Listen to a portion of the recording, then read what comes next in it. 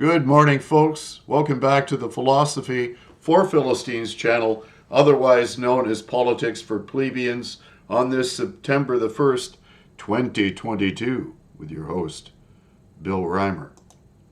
I want to talk to you today about the origins of the left versus right political divide and how we've come to misconstrue it, or I should say, how the left, those that are labeled as the left, are mislabeling us. It was in revolutionary France that the left versus right political divide was first defined. On the left were those who believed that the legislature had the right to veto the arbitrary dictates of the king or the executive branch of government, while on the right sat those who believed that the king or the executive branch had the right to veto the legislature. Today we can see, as we do with many things in this postmodern world, this scenario reversed. Those who believe in parliamentary oversight are those who are labeled as right-wing, while those who favor giving dictatorial powers to the executive sit on the left. This postmodern deconstruction of the actual meaning of words has led to total confusion in this current Tower of Babel governmental structure, where the state is attempting to build a totalitarian globalist system which reaches unto heaven by denying the very existence of the divine and the limited nature of our own knowledge, which is, of course, why science is never really settled. So my point is that those of us who believe in limited government with constitutional and parliamentary restraints on the power of the executive are allowing ourselves to be mislabeled. It only serves the cause of social collectivists to allow ourselves to be labeled as right-wingers when we are not. Therefore, we have ceded the narrative to the postmodern types, since it is they who exist on the right, along with fascists and Marxists. Worse, I am seeing us play whack-a-mole with radicals as we attack every new policy they use as an excuse to garner more arbitrary power while increasing taxation. Face it, if you hope to kill a poisonous snake, it is necessary to decapitate it while ensuring that in its death throes it cannot sink its poisonous fangs into us. But how to cut the head off this snake, since its poisonous ideology has tainted our governments, our education systems, the arts, and indeed every institution required for limited constitutional government to function? First, we need to identify and understand our own philosophical position. I listen to alternative media daily and am constantly disappointed with the shallowness of its content due to the fact it invariably is a negation of the other's position without ever defining the solution to our philosophical dilemma. Most conservative and classical liberal/libertarian podcasts focus on the myriad of missteps made by their opponents without ever positing a viable solution. I find myself wondering what the actual point is that they're trying to make. They appear to err in the same manner that their opponents err. They both place the blame and the solution to the problems we face outside of themselves.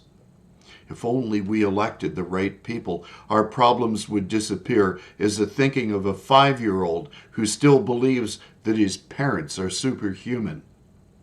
That and the fact that this idiotic assumption has never worked and has led to our current dilemma proves my point. This ultimately leads to desperation due to a sense of powerlessness which results from believing these things. The reality is that every problem begins and ends within each of us. If we are not able to define why we hold to certain principles, then we too are merely dogmatic in our beliefs. It is for this reason I have trouble with some Christians who believe that they have God in a box simply because they believe all the right things. Yet when one gets to know these folks, and I know them personally, the transformation required for them to be making such claims is absent from their lives. It is in this they share the same dogmatic failings as radical socialists, since they believe the dogma they have been fed despite all evidence to the contrary, simply because political correctness demands they all follow the same ideology without any demonstrable proof of its validity.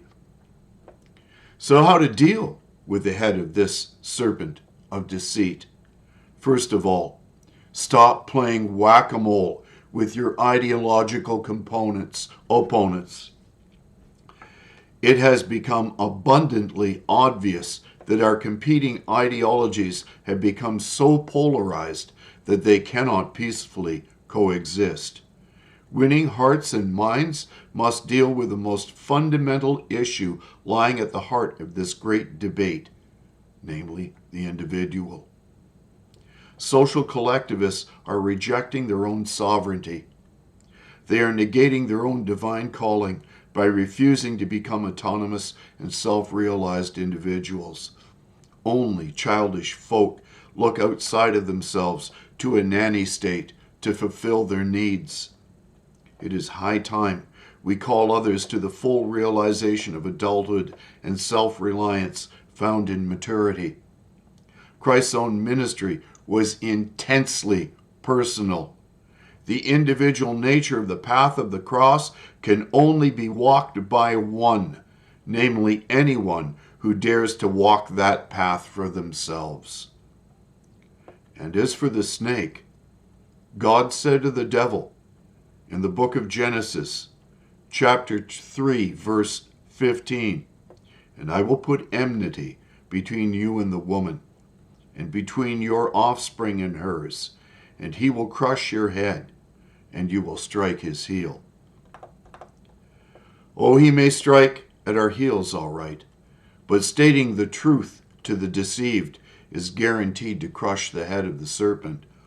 So there's a few provocative things to think about as to why we are being mislabeled and why it is absolutely necessary to have a personal revelation of where we stand with ourselves and with the divine and in relationship to our fellow man. God bless you. You have a lovely day.